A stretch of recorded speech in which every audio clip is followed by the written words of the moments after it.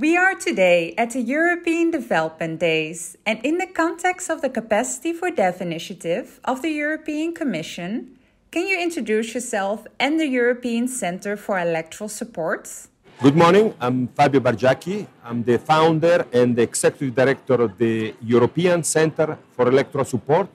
a not-for-profit, neutral,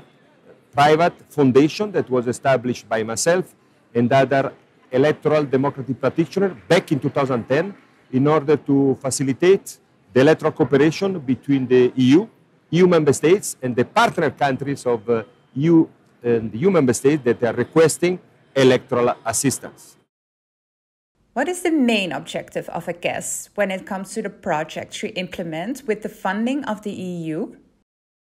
So first of all, just to say that I'm extremely happy to be at the 15th European Development Days because the European Centre for Electoral Support was launched in December 2010 at the European Development Days back then. So thanks again to the EU for the trust so far that have allowed us to work in more than 50 countries, mostly in Africa and the Middle East, with the funding of EU and the EU member states, in primis Germany, Italy, and France. What we are trying to do is to contribute to the prevention, mitigation, and management of electoral conflicts and potential violence, especially managing large projects on electoral assistance through peer exchanges and comparative experience when it comes to electoral matters. Obviously, we are concentrating on aspects that are the reason why we are today at the European Development Days with the stand that is concentrating on hate speech and media monitoring when it comes to early warning and preventing electoral conflicts. What are the challenges that ECES faces in its work, given that you said you mainly work in Africa and in the Middle East? So when it comes to the challenges that we are facing in the facilitation of the electoral cooperation between EU member states and the beneficiary countries requesting electoral assistance is related to the implementation of a recommendation of EU election observation missions. Why? Because the EU deploy election observation missions which are the political complement of the electoral assistance in almost any country where we are working. And we are arriving much before, few years before, on an electoral date, than an election observation mission of the EU that is deployed few months before than the election date. In this case, after the report it is delivered, it is our duty and pleasure to try to facilitate the implementation of this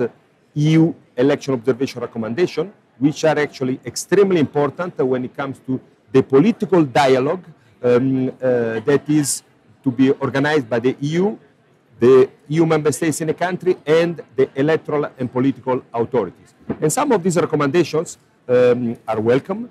because maybe are technical, but several of the recommendations are rightly so political, and they are part of the political dialogue and negotiation on the minimum respect of the condition for human rights, democracy, and rule of law that is at the basis of development cooperation of the European Union, and rightly so, given what we see nowadays in the conflict between Russia and Ukraine and all the reorganization of the geopolitical system, perhaps. What are the added values of ECES in the field of electoral support? So the main benefit of an electoral assistance project, especially implemented by a foundation like the European Centre for Electoral Support that was established solely by electoral democracy practitioners to facilitate this electoral cooperation, it is the opening up of a political dialogue on technical aspects of an elections that have important political aspects throughout the entire electoral cycle. An electoral cycle is composed by a pre-electoral period, an electoral period, and the post-electoral period. When we talk about post-electoral period, it looks like the smaller and the shorter of the periods, but in fact, in reality, is the longest one. You have several years before a new electoral event is organized. In this span, it is important to engage when it comes to the comparative experience, try not to be patronizing on the work we are, on the countries we are working, also to show that we are coming genuinely, not to impose, not to indicate what is the way forward, but to bring our comparative experience for their own elections, for their own choices. Our own work as electoral system providers is to try to facilitate this dialogue between EU member states and beneficiary countries when it comes to electoral and political authorities. And this takes time, and especially it takes time to build and maintain trust between the parties. How did you start your career in the electoral world and when? When I started my career was actually 97, when I had much more hair than now. And therefore in Bosnia, just right the Daytona Agreement, they organized elections. And when I arrived there with the Organization of Security and Cooperation in Europe, seconded by the Italian Foreign Affairs Minister, I realized that the European Union did not have a specific, not-for-profit, specialized organization on electoral assistance. So they were funding the Organization for Security and Cooperation in Europe, the United Nations, while the Americans, through the National Endowment Act of Ronald Reagan in '92, they had practically created 3 specialized foundations that are still existing nowadays, which are the International Foundation for Electoral Systems, the National Democratic Institute, and International Republic Institute. Back then, I asked to the colleagues that were older than me why the EU had not such a specialized organization, and they told me that this was the way it was, and therefore it was perhaps difficult to implement this kind of project with the EU rules and regulations. And back then, as a 27-year-old boy, I started to have this dream that was further developed because I had the possibility to work in EU delegations, for instance, in Mozambique, in the headquarters, actually in DEVCO, back then, now DG INTPA, and at the United Nations Development Program. In 2010, I think I threw my heart beyond the obstacle, and with other people, I took the calculated risk of establishing the European Center for Electoral Support. And 12 years after, we are extremely happy to be one of the most important implementers for EU-funded electoral assistance, together with the UNDP, International IDEA, and the Organization for Security and Cooperation in Europe. What are your favorite achievements of ECES, especially on EU-funded projects? One of the, or several of the moments whereby I was proud to have established the European Center for Electoral Support was one of our first activity, which was actually on the request of the European Union to purchase and deliver electoral material back in 2012 in a matter of weeks to the cities in Libya that had spearheaded the revolution. And therefore we are talking about Benghazi, Misrata, Sylhet, and so on and so forth. And we could do this in record time also because there is a strong commitment of the people working in our not-for-profit foundation and the deep knowledge of the actors that are dealing with the situations. And therefore, a very moving moment was after elections in Libya, the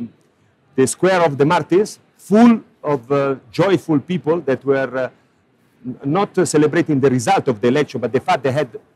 the possibility to vote after 42 years. Unfortunately, the story unfolded in a very different matter when it comes to Libya, and it is sad to see the situation today, where hopefully it is going to be readdressed soon, and therefore democracy restored in all the countries without the division that we see nowadays. Other moments that make myself proud, it is the organization, the support of the organization of the elections in Burkina Faso with the funding of the EU and several EU member states back in 2015 and 2016 that were greeted by the different international and local observers as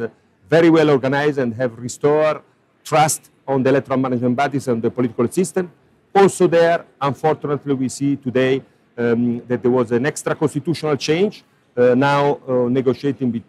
between the Burkina Faso and the ECOWAS and the other international actors when it comes to the electoral calendar that in principle should be held in 3 years. The third most proud moment and I want to thank also all the colleagues that were working for us and for me in the different countries, are the elections that were organized recently in Ethiopia in a very difficult, challenging political and conflict landscape with the open conflict war in Tigray. And also considering the decision of the European Union not to deploy, understandably so, the election observation mission. So there, together with the United Nations Development Programme and the International Foundation for Electoral Systems and National Democratic Institute, we were able to support the National Electoral Board of Ethiopia that were organizing their first multi-party elections, and the civil society networks there to deploy domestic observers throughout the countries. And this was an important moment because despite the extremely important challenges in the places where we had the possibility to support them to organize elections, elections were organized the best they could with the support of the international community as well. We hope that now we can contribute there to the political dialogue and to the reestablishment of peaceful environment, hopefully for the next electoral cycle.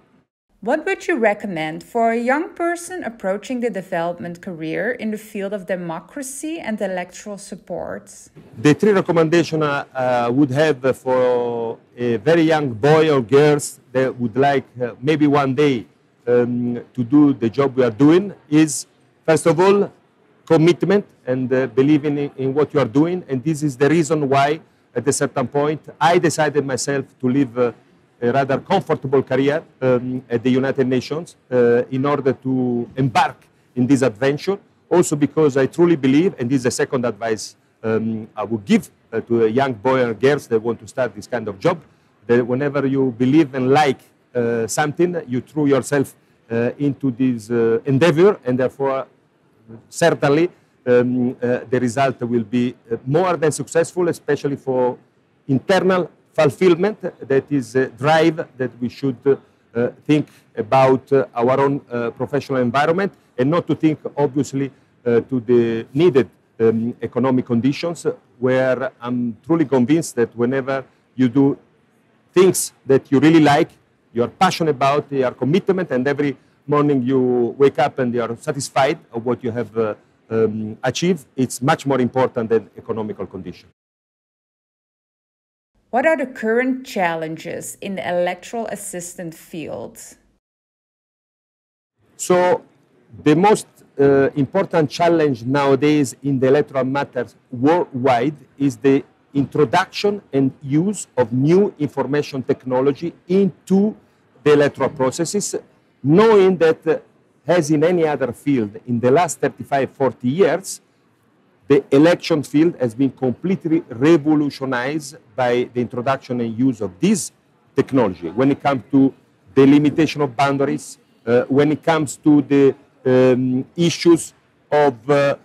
geo-mapping of polling stations, when it comes to biometric voter registrations, when it comes to media monitoring, when as per hate speech and deep fake, when it comes to result transmission, aggregation of results, everything has been revolutionized. But this does not mean that everything has been more transparent. Also because the level of perception when it comes to electoral matters, it is not linked to more technology or more advanced. It is linked to the trust enjoyed by the public opinion, the voters, the candidates, the competitors, into the electoral management bodies and to the political systems. So it is a word of caution that I would like to suggest to all electoral managers, to political deciders, when it comes to the use, introduction of new information technology into the different steps on an electoral cycle. First of all, you need time. Less time you have, be careful, because it will cost you much more, and the result maybe is exactly the contrary of what you were looking for. You were looking for more transparency and acceptance of the result. You could end up, if not well properly managed this introduction, you could end up with people being crisp and not trust a technology that maybe is too advanced for that particular political moment in a particular country in a given moment. So therefore, a lot of cautions need to be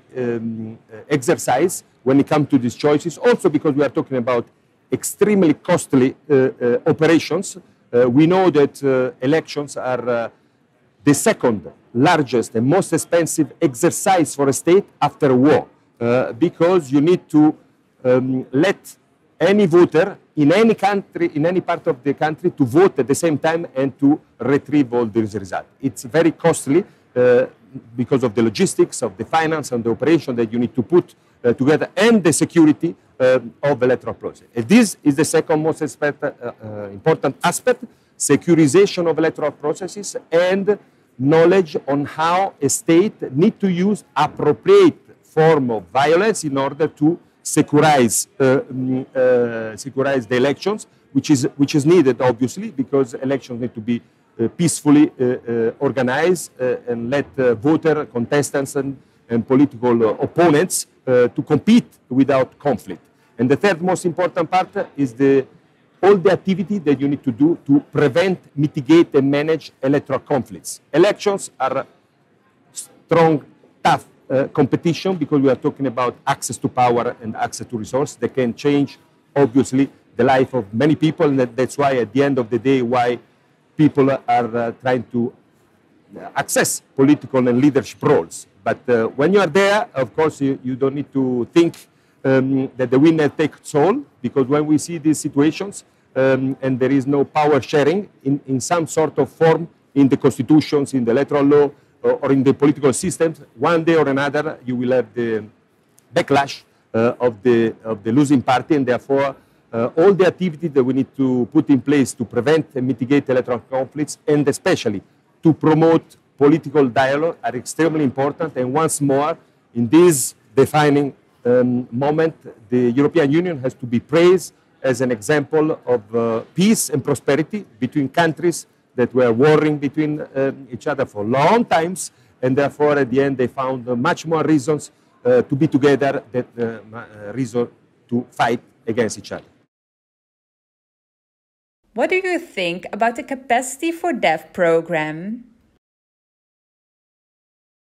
I saw the development of the Capacity4dev since many years now, also because I had the luck to be trusted and work in EU delegations and headquarters,